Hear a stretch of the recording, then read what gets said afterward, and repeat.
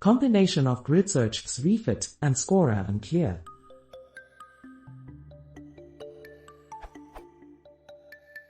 I use GridSearch to find the best parameters in the inner loop of my nested cross-validation. The inner winner is found using GridSearch scorer equals balanced underscore accuracy. So as I understand the documentation, the model with the highest balanced accuracy on average in the inner folds is the best underscore estimator.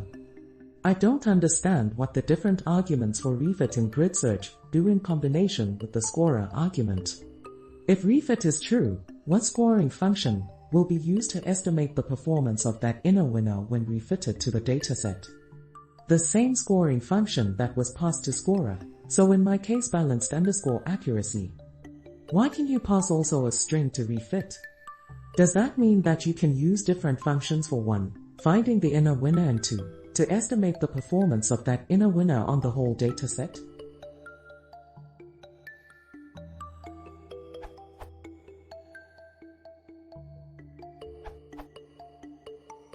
When refit equals true, scikitlearn uses entire training set to refit the model.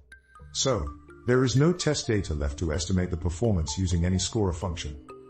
If you use multiple scorer in GridSearch, maybe f1 underscore score or precision along with your balanced underscore accuracy, scikitlearn needs to know which one of those scorer to use to find the inner winner, as you say. For example, with k and n, f1 underscore score might have best result with k equals 5, but accuracy might be highest for k equals 10.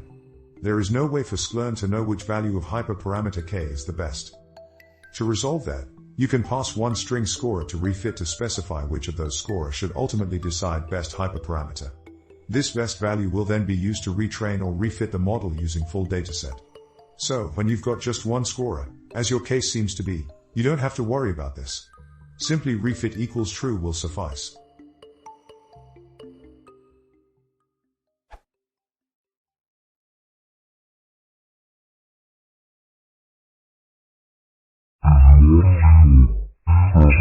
Subscribe.